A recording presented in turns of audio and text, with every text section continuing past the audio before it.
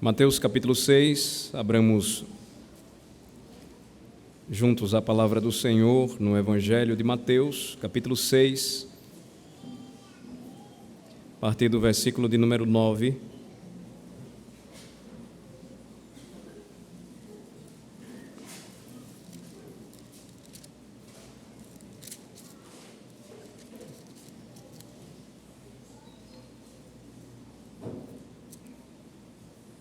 Onde nós encontramos a oração do Senhor, a oração dominical, onde, em resposta à petição dos discípulos, nosso Senhor Jesus, então, entregou um modelo de oração que deveria moldar a forma, a maneira como os seus discípulos deveriam se aproximar de Deus e buscar a presença do Senhor através deste meio de graça. A oração está dividida em 6 petições, com uma introdução e uma conclusão. As 3 primeiras petições, elas tratam especificamente da glória de Deus e de como nós devemos, primeiramente, glorificar ao Senhor através da nossa oração. As 3 últimas petições, elas vão tratar, então, das nossas necessidades, a minha necessidade e a necessidade do meu próximo, e de como eu devo rogar ao Senhor desta maneira, desta forma. Então, versículos de 9 a 13, eu convido a igreja a ler comigo a palavra do Senhor. Vamos ler. Portanto, vós orareis assim: Pai nosso que estás nos céus, santificado seja o teu nome. Venha o teu reino, faça-se a tua vontade, assim na terra como no céu. O pão nosso de cada dia dá-nos hoje, e perdoa-nos as nossas dívidas, assim como nós temos perdoado aos nossos devedores. E não nos deixes cair em tentação, mas livra-nos do mal, pois teu é o reino, o poder e a glória para sempre. Amém. Tomaremos esta oração e, partindo dela, buscando a presença do Senhor, o auxílio do Senhor, nós então trabalharemos juntos a segunda petição que diz: venha o teu reino. A primeira petição nos ensinou, e ainda hoje nos ensina, que o nome do Senhor deve ser tratado como santo. Porque o Senhor é santo. Porque o Senhor deve ser o objeto, a razão e o motivo do nosso louvor. Santificado seja o teu nome, ou o seu nome. Porque o Senhor é santo, a glória de Deus deve mover a nossa oração com este intuito, com este propósito. E lembremos juntos: só podem orar: Pai nosso que estás nos céus, santificado seja o teu nome, e as demais petições, aqueles que se aproximam do Pai através de Jesus Cristo, porque ninguém poderá ir ao Pai se não for por intermédio dele. A expressão, ou a segunda petição, venha o teu reino, ela nos traz lições importantes. É vibrante cantar sobre o céu. Deve empolgar a alma do cristão, cantar louvores ao Senhor e manifestar o desejo de encontrar-se com Cristo nas alturas. Venha o teu reino nos direciona justamente para este propósito da igreja. E quando nós tentamos entender o significado desta oração, nós percebemos que oramos muito pouco por este motivo. Intercedemos muito pouco em favor daqueles que precisam conhecer o reino de Cristo. Venha o teu reino, nos trará nesta noite importantes lições, e a minha sincera oração e desejo é que todos nós entendamos de fato o que Cristo quis ensinar aos seus discípulos quando ele falou que a sequência de desejar que o nome do Senhor seja santificado é também esperar que o seu reino seja estabelecido.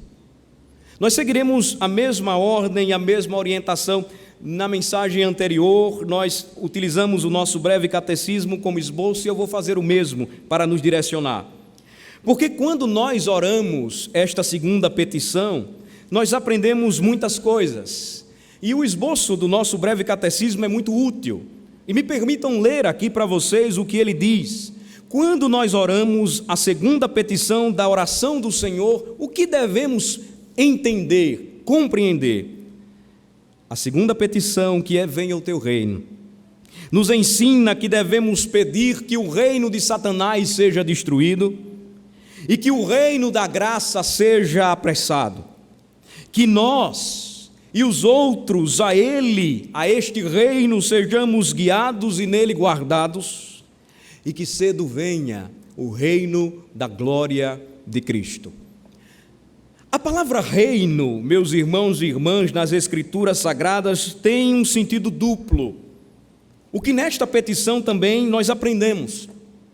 Quando Cristo nos ensinou a orar deste modo, Ele disse que nós deveríamos pedir que o reino da graça, no qual Ele exerce a sua obra, operasse no coração dos homens, operasse no coração do seu povo, para que em seguida, então, o reino da glória de Deus no outro mundo fosse esperado, aguardado e ansiado por sua igreja.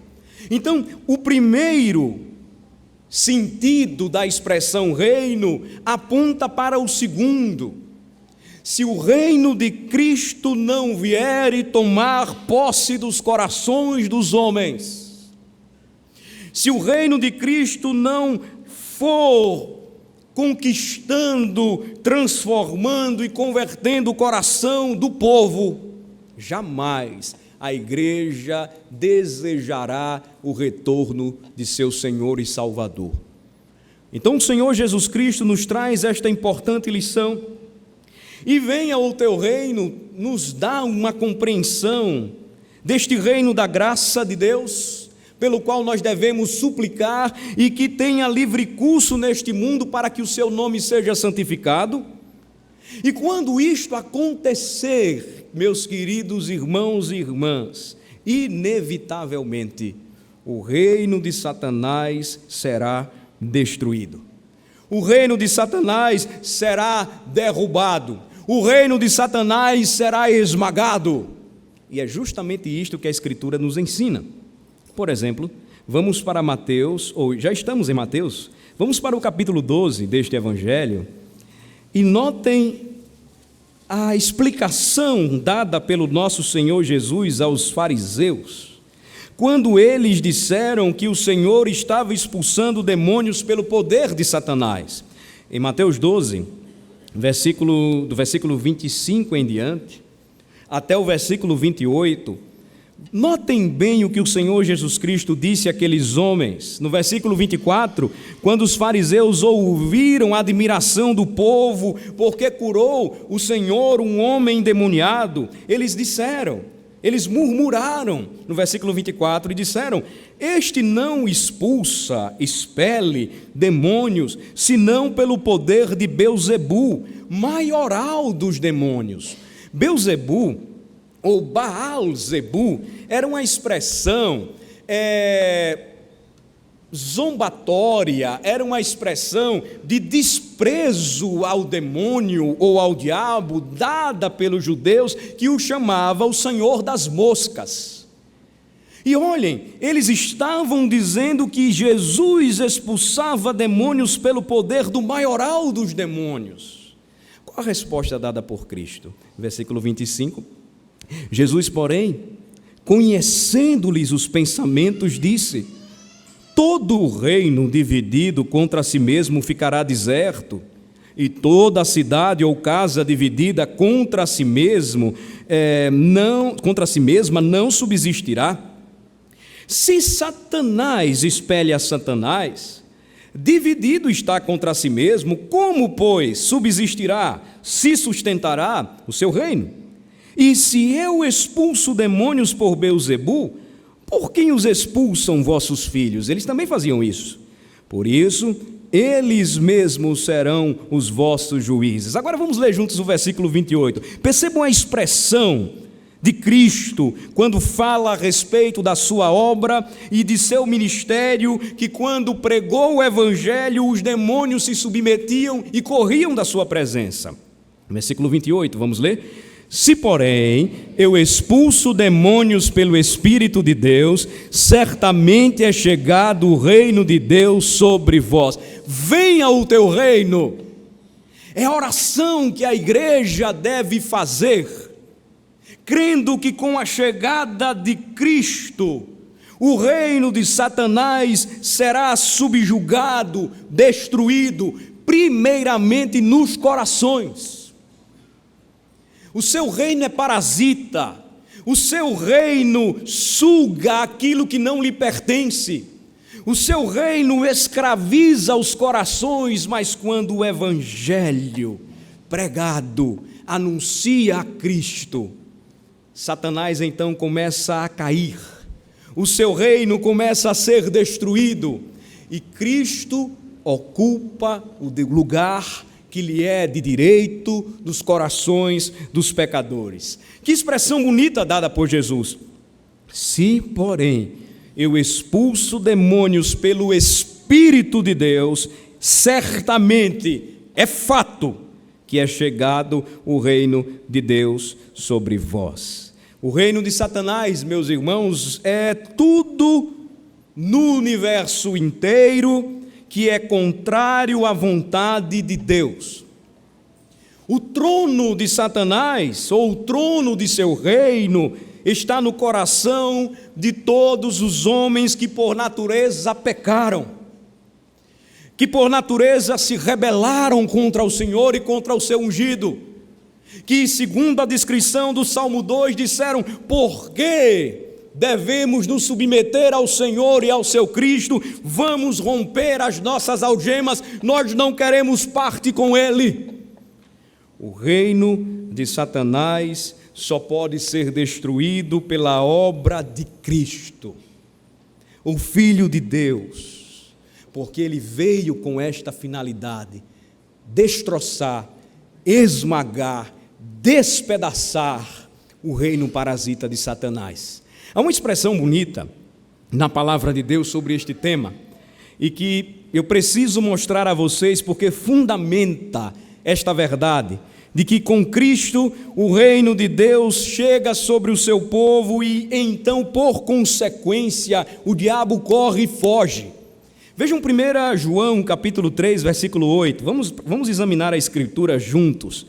A oportunidade da mensagem profética é aquela onde o povo de Deus examina a Escritura, lê. Não ouve apenas o pregador, mas confirma com a Escritura se ele está falando a verdade. 1 João capítulo 3, versículo 8. Vamos para lá. O reino de Satanás, ele começa a ruir. O seu trono nos corações dos homens caídos, pecadores, começa a ser expulso. Ele passa a ser destronado quando Cristo, ele cumpre a sua obra de salvação e de redenção do pecador. Versículo 8 aí, vamos ler juntos. O que é que nos diz? Aquele que pratica o pecado procede do diabo, porque o diabo vive pecando desde o princípio. Para isto se manifestou o Filho de Deus. Para quê? Para destruir as obras do diabo. Então, irmãos, se há uma petição, se há um motivo, se há uma razão pela qual devemos orar, é para que o reino de Cristo venha e, conquistando o mundo, destrua o reino parasita de Satanás, porque para isto Cristo se manifestou. Para isto, Cristo encarnou. Para isto, Ele nasceu. Para isto, Ele se fez homem. Para isto, Ele tomou a nossa forma, viveu a nossa vida, morreu a nossa morte e nos substituiu na cruz. Para que as obras do diabo fossem destruídas. Quando nós lemos a história dos evangelhos, o relato dos evangelhos a respeito de Jesus, nós percebemos que todo o esforço do reino de Satanás foi de tentar destruir a Cristo, a fim de que ele não chegasse até a cruz. Os homens não entendiam, os seus discípulos não podiam conceber um homem de tamanho poder, o homem que transformou água em vinho, o homem que fez calar a tempestade, o homem que andou sobre as águas, o homem que ressuscitou mortos, o homem que deu vista a cegos, o homem que fez surdos ouvirem e coxos andarem. Como poderia aquele homem tão poderoso ser cravado numa cruz e morrer?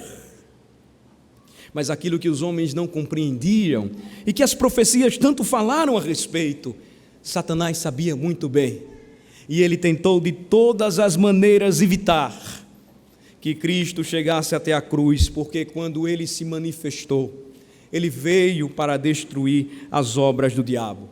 Este reino, ele continua a cair, parcialmente, quando o Espírito Santo opera nos corações dos pecadores, por meio da palavra de Deus, e realiza a conversão.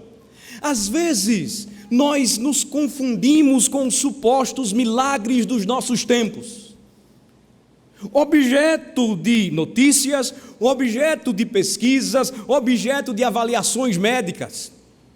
Homens que são verdadeiros curandeiros apresentam-se como realizadores de milagres em nome de Jesus, e não há conversão, e não há transformação de vida, e não há oração para que o reino de Cristo volte, mas o povo só quer: venha a nós, venha a nós, venha a nós.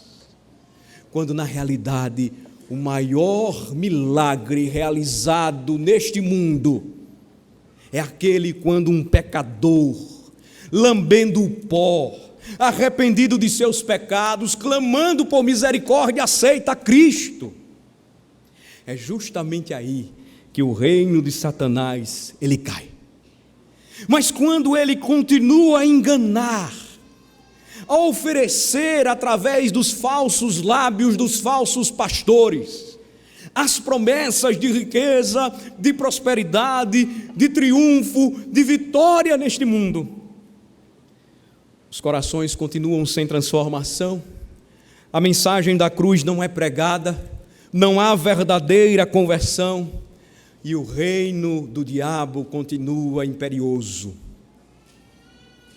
Mas vejam que maravilhosa é a mensagem da cruz, que diz que o reino se instaura quando primeiramente converte os pecadores, e quando em segundo lugar, finalmente, destrói por completo o reino de Satanás, quando na segunda vinda do nosso Senhor e Salvador Jesus Cristo. Esse é o significado glorioso desta petição, ou um dos significados importantes, que nos leva a outra passagem, como por exemplo Romanos 16, vamos para lá. A carta aos Romanos, capítulo 16, já no final da carta, vejam que passagem também importante que você pode marcar em sua Bíblia, e que fala da importância desta oração que nós devemos fazer constantemente. Romanos 16, versículo 20, nos diz uma palavra de promessa da parte do nosso Senhor. Romanos 16, versículo 20, o que nos ensina o Senhor? O que o Senhor nos fala sobre esta petição? O que o Senhor nos fala sobre a destruição do reino de Satanás? Vamos ler juntos o versículo 20. E o Deus da paz, em breve, esmagará debaixo dos vossos pés a Satanás. A graça de nosso Senhor Jesus seja convosco. Paulo, o apóstolo, escreveu sobre muitas coisas nesta carta. Escreveu sobre muitos assuntos doutrinários na carta aos Romanos. E notem como ele conclui. Ele fala sobre a vitória do Rei Jesus. Ele fala sobre aquilo que vai acontecer em breve. E ele diz que o Deus da paz, em breve, esmagará debaixo de seus pés ao diabo ou a Satanás. aquele que é o inimigo do Senhor, aquele que se levanta e faz oposição ao Senhor, aquele que luta de todas as formas para ganhar os corações e levá-los juntamente consigo para a perdição.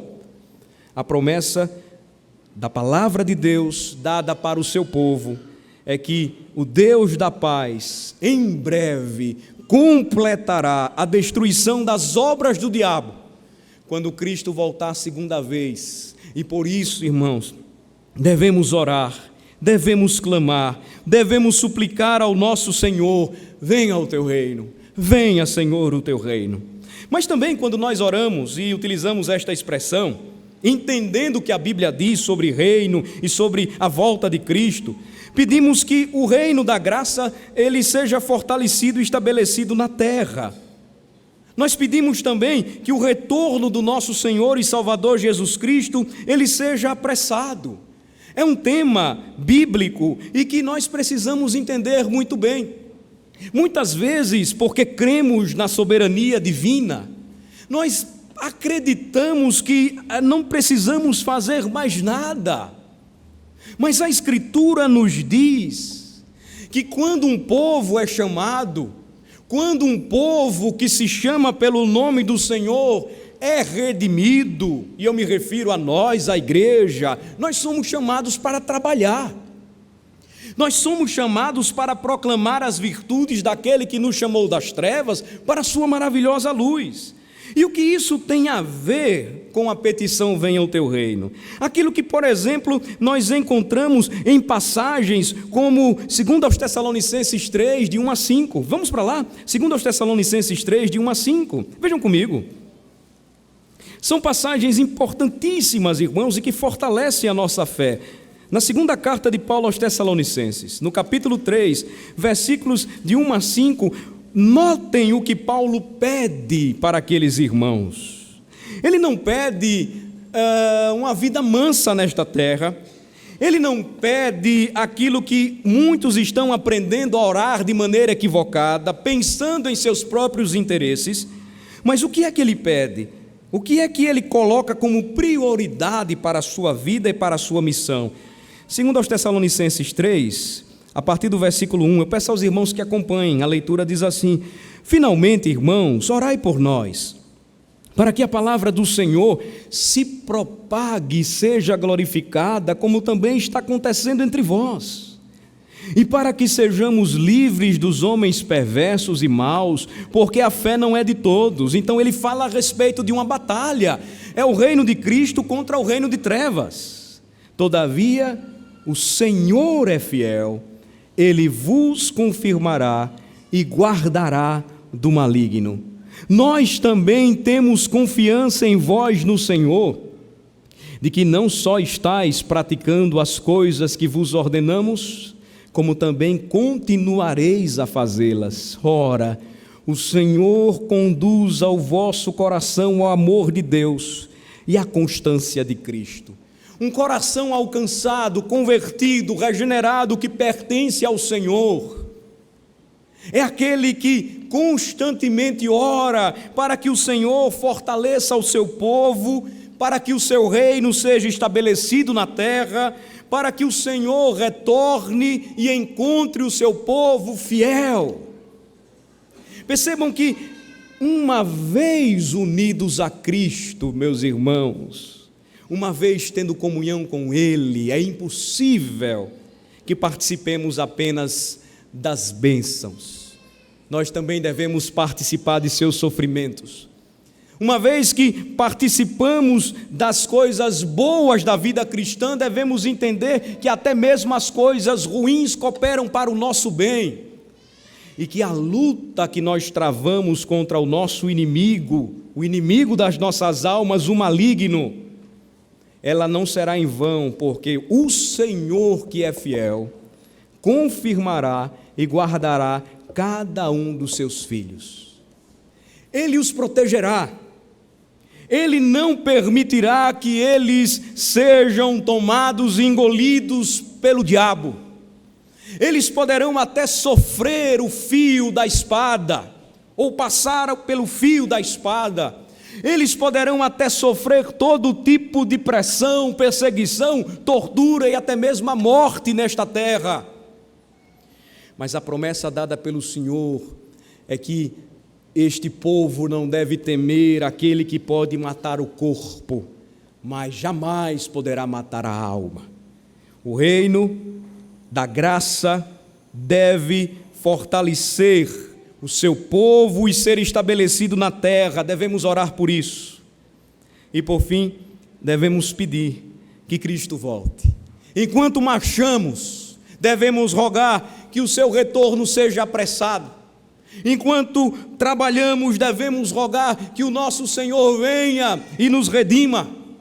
É o que justamente a Escritura nos ensina nesta última passagem que eu gostaria de compartilhar com vocês para seguirmos para as aplicações finais da mensagem desta noite.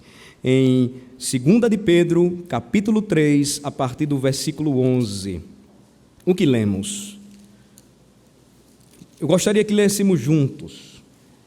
2 de Pedro, capítulo 3, do versículo 11 ao versículo 13. A Escritura nos orienta, ela nos ensina a respeito desta petição e de como nós devemos orar e experimentar dos efeitos e dos benefícios de fazermos parte do reino. 2 de Pedro 3, dos versículos 11 a 13, leamos juntos a palavra do Senhor. Visto que todas essas coisas hão de ser assim desfeitas, deveis ser tais como os que vivem em santo procedimento e piedade, esperando e apressando a vinda do dia de Deus, por causa do qual os céus incendiados serão desfeitos e os elementos abrasados se derreterão. Nós, porém, segundo a sua promessa, esperamos novos céus e nova terra, nos quais habita a justiça. As expressões esperar e apressar dizem respeito à preparação que nós devemos ter, a oração que nós devemos fazer para que a volta de Cristo ocorra no tempo de Deus e que estejamos todos prontos, preparados para este dia. O apóstolo Pedro diz claramente que tudo aquilo que nós vemos um dia será desfeito, de maneira que devemos nos preparar e viver de forma santa e procedermos de maneira santa e com piedade e devoção somente ao Senhor, vivendo de maneira tal que aguardamos e ao mesmo tempo ansiosamente desejamos a vinda do dia de Deus. Nós falamos muito, ou ouvimos muito nos dias atuais sobre a ansiedade. A ansiedade que toma conta dos homens, a ansiedade que perturba, a ansiedade que maltrata. Mas se vocês fizerem uma clara observação, se vocês observarem claramente o que motiva os corações e provoca ansiedade nos homens dos nossos dias, nenhuma delas ou nenhuma destas motivações estão relacionadas ao retorno de Jesus Cristo. Agora, quando um crente é tomado por um desejo de que o Senhor volte, que o dia de Deus se aproxime, esta é uma boa ansiedade.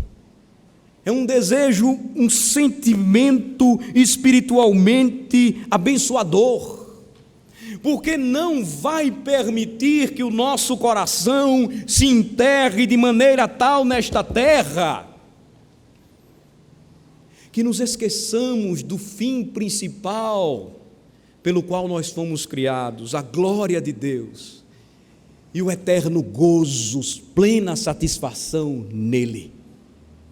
O que o apóstolo nos diz é que a expectativa do fim deve consolar o nosso coração, porque segundo o versículo 13 nos ensina, segundo a promessa de Deus, nós não aguardamos a ruína ou a derrota que estão guardadas para Satanás e para os seus. mas os crentes esperam um novo céu e uma nova terra, nos quais a justiça habita. Concluindo, irmãos, a mensagem desta noite, caminhando para as aplicações finais, orar, venha o teu reino, não é outra coisa, não trata de outro assunto, senão orarmos juntos, sozinhos, em família, como igreja, Maranata. Vem, Senhor Jesus. E como os antigos puritanos costumavam dizer, essas palavras, elas devem estar presas em nossas roupas, como um distintivo, como aquilo que destaca e que identifica cada crente verdadeiro. De fato, tal deve ser o nosso distintivo e nossa oração diária ao Senhor, que nos leve sempre a dizer: vem, Senhor Jesus. Agora, reflitamos um pouco. Nós lemos passagens bíblicas a respeito do tema, procuramos explicar um pouco o significado da palavra reino e por que devemos orar assim, pedindo que o reino de Cristo venha.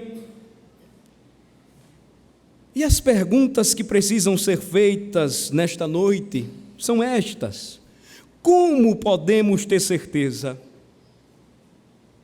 de que nossa vida é compatível com esta maravilhosa oração, que é o distintivo que devemos orar ou usar por sua graça? Como podemos ter certeza de que vivemos de maneira tal que aguardamos e desejamos ansiosamente a vinda do dia de Cristo? Como podemos nos preparar para a volta de Jesus Cristo? Como podemos fazer isso? Eis aqui pelo menos 3 dicas, ou 3 verdades básicas que nós precisamos guardar nesta noite em nosso coração. A primeira delas é que podemos ter uma expectativa da volta de Cristo que nos habilite, que nos motive a fugir do pecado na nossa vida e de odiar este pecado. Nós lemos hoje na liturgia da palavra: vigiemos e sejamos sóbrios, de maneira que o nosso estado como cristãos deve ser o estado de alerta, em cada situação, quanto ao lugar aonde vamos, em cada situação, quanto ao que fazemos, em cada situação, quando nós estamos agindo. Podemos nos preparar para a volta de Cristo, quando nós aguardamos a sua volta e oramos: vem, Senhor Jesus. Prepara-nos, Senhor Jesus. Motiva-nos, Senhor Jesus, para fugirmos do pecado da nossa vida e a odiá-lo diariamente. Em cada situação que entramos, em cada conversa que travamos, nossa abordagem deverá estar de acordo com esta oração sincera: Maranata. Notem, irmãos, que a nossa preparação começa quando possuímos um desejo santo, nutrimos em nossa mente e em nosso coração a vontade de viver para a glória de Deus e santificar o nome do Senhor.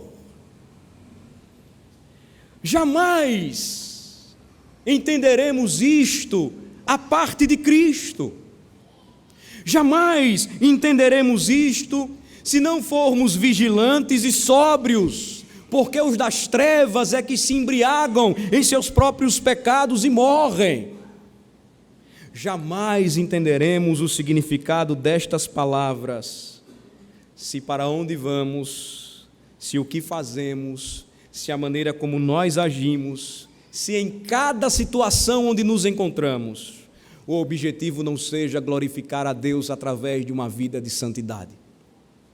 Todas as vezes que deixamos de viver uma vida santa, Consequentemente, nossos corações se prendem a este mundo de maneira tal que o nosso tesouro ele sempre será buscado nesta terra ou neste mundo ou neste lugar. Quando nós nos esquecemos de uma vida de santidade, pouco importa que o nome do Senhor seja glorificado, pouco importa que em seu dia o seu nome seja louvado, pouco importa a comunhão que devemos desfrutar com Ele e com os irmãos, pouco importa nutrir qualquer expectativa para que Ele venha, segunda vez, e resgate o seu povo. Agora, meus irmãos, sejamos honestos, não é fato, não é verdade, que muitas vezes, porque não esperamos e não falamos e nem mesmo mencionamos em nossas orações, vem Senhor Jesus, os nossos cânticos são tão vazios e as nossas meditações são tão vãs, que pouco importa se Cristo retorne ou não, que pouco importa se de fato esta promessa é real ou não, porque eu estou aqui para cumprir mais uma vez uma cena, um teatro. Sem esta expectativa da sua volta, com uma oração sincera para que vivamos uma vida santa, não haverá vigilância nem sobriedade. Mas como nós podemos nos preparar para a volta de Jesus Cristo? Podemos fazer isso cada momento, quando separamos e dedicamos o nosso tempo para Deus. O apóstolo Paulo, escrevendo aos Efésios, ele disse que nós devemos remir o tempo, porque os dias são maus. Literalmente, remir o tempo é comprá-lo. E aqui, meus irmãos, a orientação é que nós devemos estar alertas em cada momento, em outras palavras, convencidos de que é importante para nós testemunhar de Cristo em nossas vidas, ou através da nossa vida. É importante mostrar para o mundo por que nós somos crentes, por que a Bíblia está debaixo do nosso braço todo domingo, por que os valores do reino do céu são tão importantes para nós e inegociáveis, por que eu sirvo ao Senhor e tudo o que eu faço envolve a minha ocupação para o Senhor, na obra do Senhor. Remir o tempo, irmãos, não é ficar apenas vindo à igreja aos domingos, ouvir a igreja aos domingos, não significa apenas isso. Significa que eu devo mostrar ao mundo que o meu coração não pertence mais a esta terra. Eu devo mostrar ao mundo que o meu serviço, que o meu casamento, que os meus estudos, que a minha dedicação, ela visa a glória de Deus e o comprar deste tempo de maneira a perceber, ou que os outros percebam a qualidade, como nós tratamos tudo o que fazemos. Paulo fala a respeito disso de uma maneira muito séria, quando diz que remir o tempo não tem nada a ver com entregar-se à preguiça, mas é viver de maneira obediente, a cumprir o seu chamado e a sua vocação, e a aguardar a cada dia, quando sai para o seu trabalho, ou inicia os seus afazeres domésticos, ou começa mais um atendimento, um cuidado, um ensaio do coral, uma aula de escola dominical, com esse sentimento de que nós estamos fazendo algo que nos prepara para a volta do Rei. E aí, meus irmãos, não há espaço para crente meia boca. E como nós estamos cheios deles na igreja? não vale muito a pena me esforçar se eu estou fazendo parte de um coro ou não. Eu ensaio quando quiser, me dedico quando quero, e eu não quero muita conversa não, pastor, já estou fazendo demais. Lição sendo preparada no sábado à noite, às pressas, porque eu preciso dar aula. Como é que vocês me veriam como pastor, se durante todos os domingos deste ano que já está prestes a acabar, eu pregasse o mesmo sermão? Eu preciso fazer cada momento contar para Deus. 2013 se aproxima. De que maneira nós vamos viver para Cristo? 2013 se aproxima. Como nós vamos nos ocupar com a obra do Senhor? E maldito é aquele que faz a obra do Senhor relaxadamente. Como nós vamos servir ao Senhor?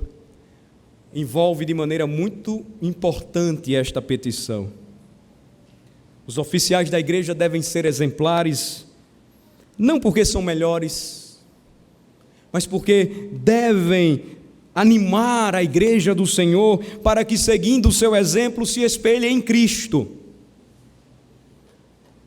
Como oficiais da igreja, nós somos chamados a contar para Deus o nosso tempo, comprar o nosso tempo a serviço do Senhor, testemunhar de Jesus em nossa vida, e cada minuto, segundo que nós não testemunhamos de Cristo, é uma grande perda para a nossa alma, porque nos distanciamos do desejo, do anseio de que Ele volte.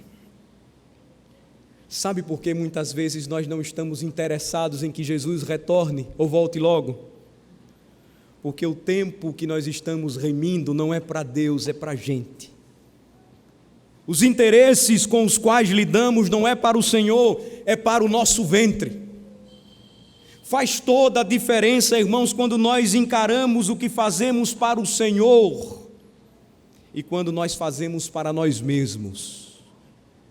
O distanciamento do pensar e desejar o céu, de esperar um novo céu e uma nova terra, nos quais a justiça habita, se distanciam do coração daqueles que não oram, venha o teu reino, mas continuam orando, ainda que sem palavras, venha o meu reino, venha o meu reino, Senhor, venha o meu reino.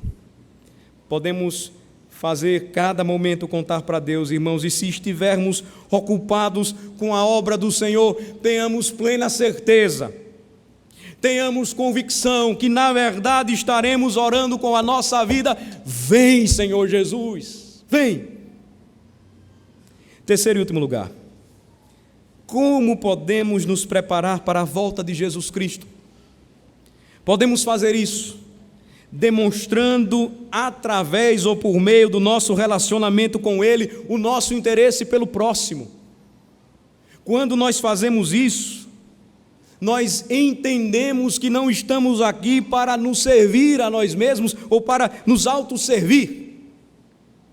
E eu preciso, irmãos, considerar com vocês que esta é uma das maiores faltas dos crentes nos dias atuais. O crente que pensa em si mesmo é aquele que está muito interessado em sua própria salvação, mas ele não está nem aí para com aqueles que estão ao seu redor. O crente que pensa assim deveria refletir nas palavras de Cristo em Mateus 25, quando o rei diz que quando voltasse ou retornasse, ele iria separar as ovelhas dos cabritos e diria aos seus filhos o tanto de obras realizadas e daquilo que foi feito, e que o Senhor Jesus Cristo mesmo disse: vocês fizeram para mim. E a palavra de Cristo diz que quando nós perguntarmos, Ele vai dizer: todas as vezes que você demonstrou amor a um dos meus pequeninos, na realidade você mostrou que estava ligado a mim, que você entendeu a sua missão e o seu chamado. São palavras, irmãos, que devemos aplicar ao nosso coração, e é fato que à medida em que efetivamente as vivermos, estaremos, ainda que não com palavras ou implorando com palavras, mas através das nossas ações, experimentando na prática aquilo que nós devemos pedir. Senhor Jesus, volta logo. Vem, Senhor Jesus, venha ao teu reino. Toma conta de nós. Instaura o Senhor este novo céu, esta nova Jerusalém, nos redime. Nós podemos, irmãos, e devemos nos preparar para a volta de Jesus Cristo, mas não pode ser algo para 2014, ou 2013, 2014, ou um projeto futuro, deve ser para hoje. E esta resolução deve ser tomada por nós nesta noite. O nosso chamado, o nosso serviço não deve ser pela metade. Talvez alguns irmãos que foram examinados hoje para a profissão de fé, batismo, recepção, perceberam um certo rigor da parte do conselho, talvez tenha sido essa a impressão. Mas não tomem como rigor, tomem como zelo, tomem como amor, tomem como uma preocupação pastoral de um conselho de presbíteros que deseja cumprir a sua missão de preparar este rebanho para o céu. Porque, irmãos, se o nosso objetivo nesta noite não for esse, nós estamos procurando outro Jesus e não o Jesus anunciado nas Escrituras Sagradas. Queremos mesmo que Ele venha? É a pergunta que todos nós devemos fazer nesta noite.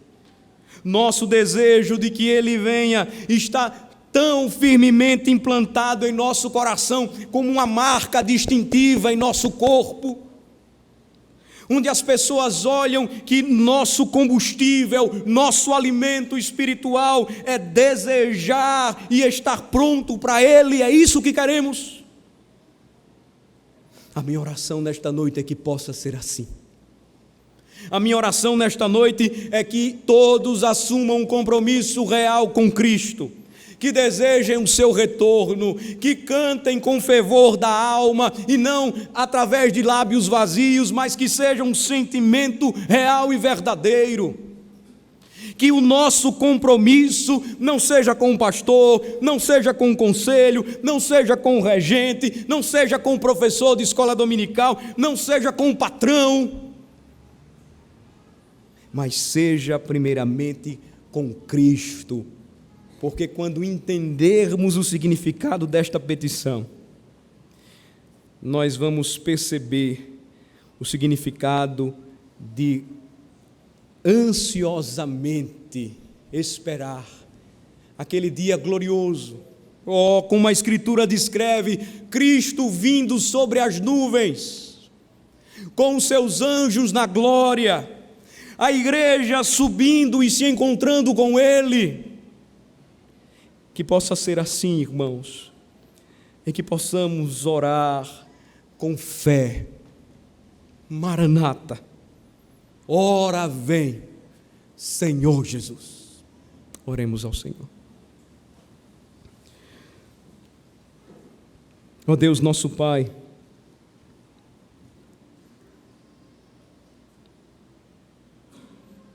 desejamos que o Teu reino venha.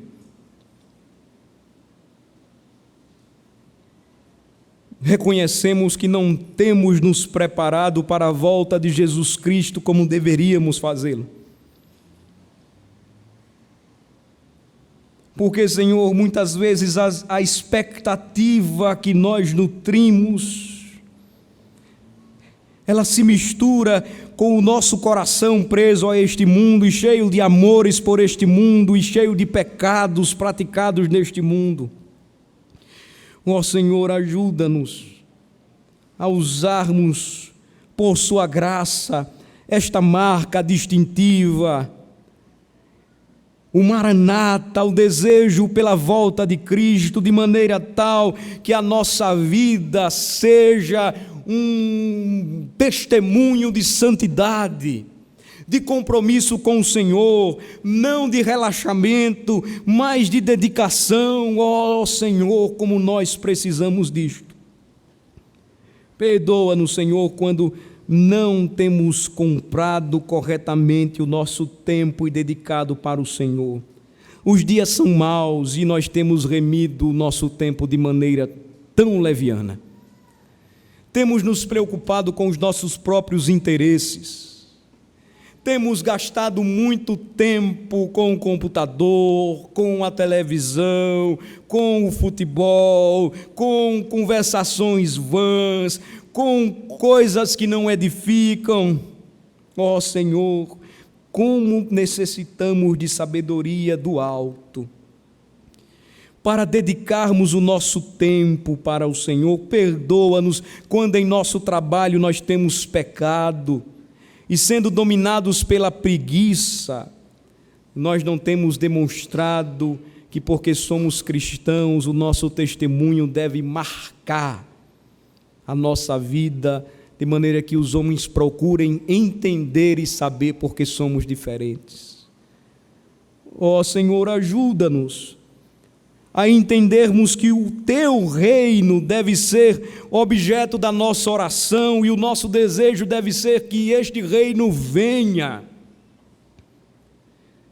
E pensando assim, Senhor, e perseguindo este objetivo, ajuda-nos a nos desprender-nos do nosso próprio reino, alimentado em nosso coração, que busca a satisfação dos nossos desejos, dos nossos interesses, da vez que tantas vezes, ou que em tantos momentos nós buscamos e lutamos, reivindicamos. Que o Teu reino, Senhor, nos leve a diminuir e faça Cristo crescer, nos fazendo muito mais servos do que senhores, porque só há um Senhor sobre tudo e todos. Ó Senhor, abençoa o Teu povo e que nesta noite reafirmemos o desejo de que Tu venhas, que reafirmemos o desejo de que o Teu reino por completo destrua o reino de Satanás, que os corações sejam conquistados para Cristo e então o fim ele seja completado. Livra-nos, ó Senhor Deus, da frieza, da indiferença, do estado em que nós não nos importamos mais com as coisas, mas somos levados a encarar que tudo vai bem, que estejamos sempre incomodados por Teu Espírito e pela Tua palavra, desafiados, ó Senhor, a assumirmos o nosso compromisso, a ter certeza que a nossa vida é compatível com esta maravilhosa petição ensinada pelo Senhor, que a nossa marca distintiva seja aquela que o Senhor mesmo nos ensinou e nos entregou. Vem, Senhor Jesus. Que ensinemos isso para os nossos filhos, que ensinemos isso para os homens, que a Igreja de Cristo seja conhecida como peregrina e como um povo que marcha rumo ao céu. Ó Senhor, tem misericórdia e compaixão de nós e abençoa-nos nesta noite, em nome de Jesus. Amém.